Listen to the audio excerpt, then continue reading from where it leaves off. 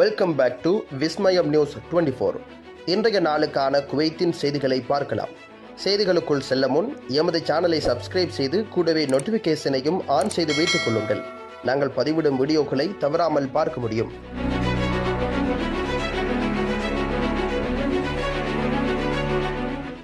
Kuwait பெண்களின் மாற்றுத்திறனாளி குழந்தைகளுக்கு வாழ்நாட்டு குடியுரிமை வழங்குகிறது குவைத். குவைத் பெண்களுக்கு பிறந்த குழந்தைகளின் நிலையை ஒப்புக்கொள்வதிலும் மாற்றுத்திறனாளிகளின் உரிமைகளை வலுப்படுத்துவதிலும் ஒரு குறிப்பிடத்தக்க நடவடிக்கையாக முதல் துணை பிரதமரும் உள்துறை அமைச்சருமான ஷேக் ஃபகத் அல் யூசப் குவைத் தாய்மார்களுக்கு பிறந்த மாற்றுத்திறனாளி குழந்தைகள் குழுவுக்கு வாழ்நாள் முழுவதும் குவைத் குடிமக்களாக சிகிச்சை அளிக்கும் 8 மந்திரி முடிவுகளை வெளியிட்டிருக்கின்றனர். இந்த முடிவுகள் 2010ஆம் ஆண்டின் சட்ட எண் 8 பிரிவு 3 படி காணப்படுகின்றது. இது மாற்றுத்திறனாளிகளின் உரிமைகளை உறுதிப்படுத்துகிறது மற்றும் சமூகத்துக்குள் அவர்களின் ஒருங்கிணைப்பு மற்றும் பாதுகாப்பை ஆதரிக்கின்றது. இதற்கு இணையான ஒரு நடவடிக்கையாக உள்துறை அமைச்சகத்தின் செயல் துணை செயலாளர் மேஜர் ஜெனரல் அலி அல் அத்வானி குவைத் பெண்களின் பல மைனர் குழந்தைகளை அவர்கள் வயதுக்கு வரும் வரை குவைத் குடிமக்களாக கருத 2 கூடுதல் முடிவுகளை வெளியிட்டிருக்கின்றனர். குவைத் பெண்கள் தலைமை தாங்கும் குடும்பங்களின் மனிதாபிமானம் மற்றும் சட்ட கவலைகளை நிவர்த்தி செய்வதற்கான அரசாங்கத்தின் தொடர்ச்சியான முயற்சிகளை இந்த முடிவுகள் எடுத்து காட்டுகின்றன. குறிப்பாக குறைபாடுகள் உள்ள குழந்தைகள் அல்லது அரசின் ஆதரவு தேவைப்படும் சிறார்களை உள்ளடக்கியிருக்கின்றது. தேசிய சட்டங்கள் மற்றும் சர்வதேச மரபுகளின் கட்டமைப்புக்குள் குறிப்பாக பாதிக்கப்படக்கூடிய குழுக்களுக்கு சமத்துவ மற்றும் சமூக நீதியின் கொள்கைகளை நிலைநிறுத்துவதற்கான அதன் உறுதிப்பாட்டை உள்துறை அமைச்சகம் மீண்டும் வலியுறுத்தி இருக்கின்றது. உங்கள் வெளியேறும் அனுமதியை முதலாளி தாமதப்படுத்துகிறாரா? இப்போதே புகார் அளிக்கவும்.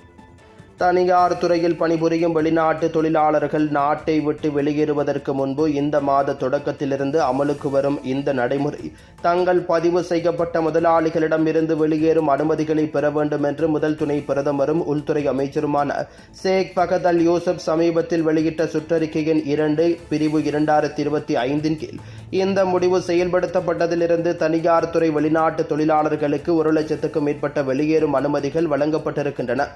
பயண சீசன் வேகம் பெறுவதால் வரும் நாட்களில் வழங்கப்படும் அனுமதிகளின் மொத்த எண்ணிக்கை இரட்டிப்பாகும் என்று எதிர்பார்க்கப்படுகின்றது.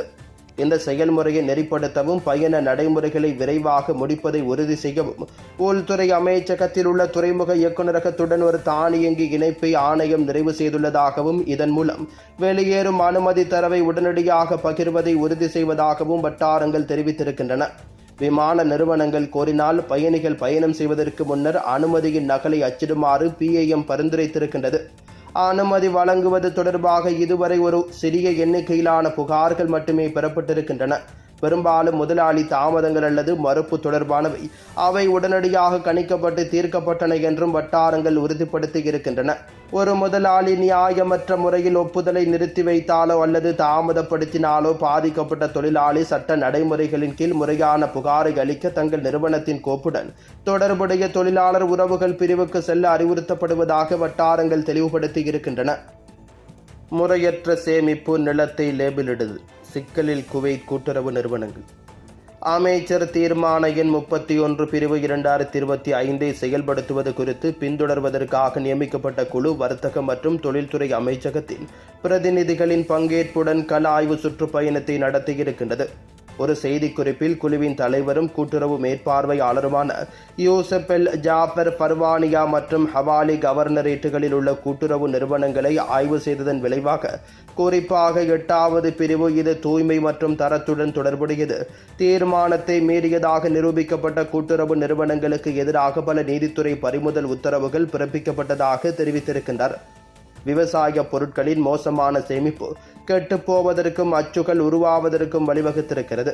முறையற்ற காட்சி முறைகள் மற்றும் பொருட்களை தொடர்ந்து நிரப்ப தவறியது ஆகியவை மீறல்களில் அடங்கும் என்றும் அவர் குறிப்பிட்டிருக்கின்றார். பறிமுதல் செய்யப்பட்ட பொருட்கள் உள்துறை அமைச்சகத்தில் உள்ள புலனாய்வு துறைக்கும் பின்னர் குற்றவியல் நீதிபதிக்கும் பரிந்துரைக்கப்படும் என்றும் அபராதம் 500 குவைத் தீனார்களை எட்டக்கூடும் என்றும் அவர் உறுதிப்படுத்தியிருக்கின்றார்.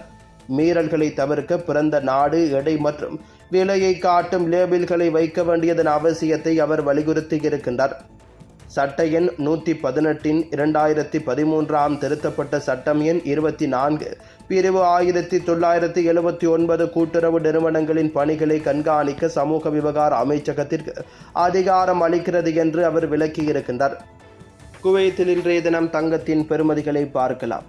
24 காரட் 1 கிராம் ஒன்றின் தங்கத்தின் பெறுமதி 33.37 குவைத் தீனார்கள் ஆகும். 22 காரட் 1 கிராம் ஒன்றின் தங்கத்தின் பெறுமதி 30.60 குவைத் தீனார்கள் ஆகும். 21 காரட் 1 கிராம் ஒன்றின் தங்கத்தின் பெறுமதி 29.20 குவைத் தீனார்கள் ஆகும். 18 காரட் 1 கிராம் ஒன்றின் தங்கத்தின் பெறுமதி 25.02 குவைத் தீனார்கள் ஆகும். குவைத்தின் இன்றைய நாணய மாற்று விகிதங்களை பார்க்கலாம்.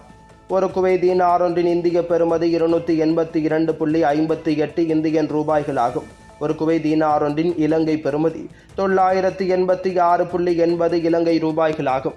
ஒரு குவைத் தீனார் ஒன்றின் பங்களாதேசி பெறுமதி 397.72 பங்களாதேசி டகாஸ் ஆகும். Welcome to Metro Medical Care. Your health is our concern.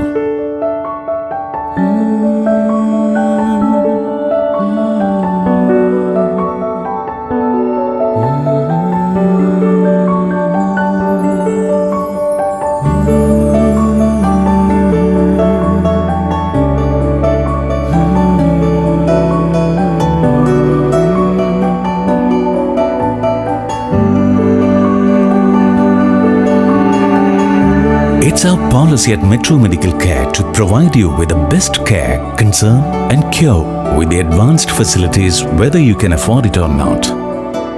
The smile on your faces and the healthy life you regain, that's the greatest reward for Metro Medical Care. Metro Medical Group. The care, the concern, the cure. Kuwait, UAE.